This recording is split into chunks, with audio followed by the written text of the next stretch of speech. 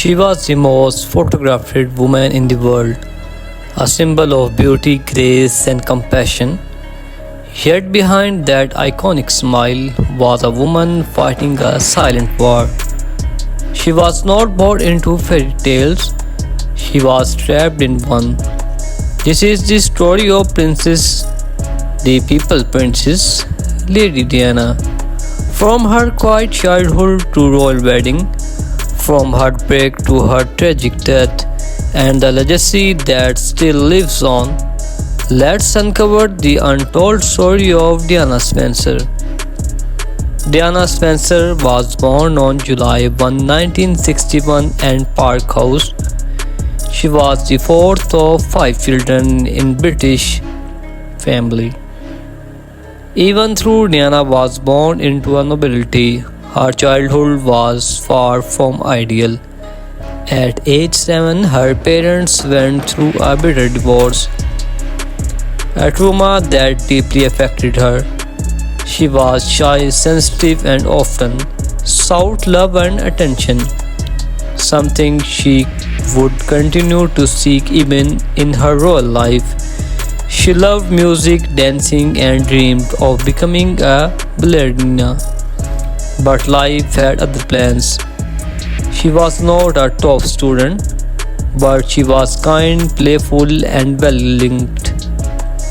After completing her education, she moved to London, shared an apartment with friends, and worked as a nanny and kindergarten teacher. It was during this time her life was about to change forever. In 1977, 16-year-old Diana met Prince Charles, the heir to British throne. During a family visit at that time, Charles was dating her sister Sarah. But there was something about Diana that stayed with him. 3 years later, Charles began courting Diana. In February 1981, their engagement was announced to the world. When asked if they were in love, Diana replied, "Of course." Charles added, "Whatever in love means." On July 29, 1981, the fairy tale began. The wedding was watched by over 750 million people around the world. I mean, 750 million people around the world. Diana was only 20 years old. She wore a 25-foot ring. Millions cheered as she became the Princess of Wales. But what the world did not know was that cracks had already begun to form. Adapting to real life was overwhelming. The media hounded her every move. The palace expected her to behave a certain way, to be silent, obedient, and perfect. Diana began to suffer from anxiety and bulimia. She felt trapped, lonely, and emotionally behind closed doors. Her marriage with Prince William was falling apart. Even during her pregnancies, she was deeply unhappy. In 1982, Prince William was born. In 1984, Prince Harry arrived. Diana adored her boys, but her relationship with Charles continued to suffer. Someone said there were three of us in this marriage, so it was a bit crowded. She was referring to Camilla Park Bowles, the woman Charles had never truly left. As the truth of Charles and Camilla's affair became more obvious, Diana's pain turned public. She started taking control of her story, giving interviews, attending solo events, and winning hearts everywhere she went. In 1995, she sat down with journalist Martin Bashir for a bombshell interview of BBC's Panorama. Millions watched as Diana spoke openly about her marriage, her struggles, and her heartbreak. That moment made her not just a princess but a symbol of strength of women around the world. While the royal family focused on traditions, Diana focused on people. She visited AIDS patients at a time when people were afraid to touch them. She hugged 6 children, walked through minefields in Angola, and brought attention to issues the royal never had dared spark of. Her compassion was raw, real, and revolutionary. The world saw her as a modern day saint. They called her the People Princess. She changed the very idea of what it meant to be royal. In 1996, Charles and Diana officially divorced. She lost her title of Her Royal Highness but gained something more powerful, her freedom. She focused more on humanitarian work, charity, and spent more time with William and Harry. She also began a relationship with Rudi Al Fayed, son of Egyptian billionaire Mohammed Al Fayed.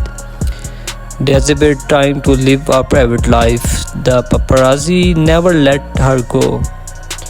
On August 31, 1997, Diana and Rudi were in Paris. As they felt the Ritz Hotel late at night, paparazzi cashed their car through the streets. Inside the pond, the Alamatun, the speeding car crashed. Rudi and the driver died instantly. Diana was critically injured. She passed away a few hours later. She was just 36. The world stopped. People cried in streets. Over 1 million boutiques were placed outside Kingdom Palace. Over 1 million buckets were placed outside Kingston Palace. Her funeral was watched by 2.5 billion people. Elton John sang and written version of Candle in the Wind. My beautiful viewers and all my subscribers, I hope you enjoy this video. So my beautiful viewers, if you enjoy this video, please share this video with your family and friends. So many questions the cricket consultants of Diana's death. Why was the car speeding? Why were not they wearing seat belts? Was it just an car accident or something more? Rudi's father claimed it was a royal conspiracy to stop Diana from marrying a Muslim. Official investigations ruled it an accident caused by a drunk truck driver, but doubts still remain. To this day, many believe we will never know the truth. Diana's legacy lives on through her sons, Prince William and Prince Harry.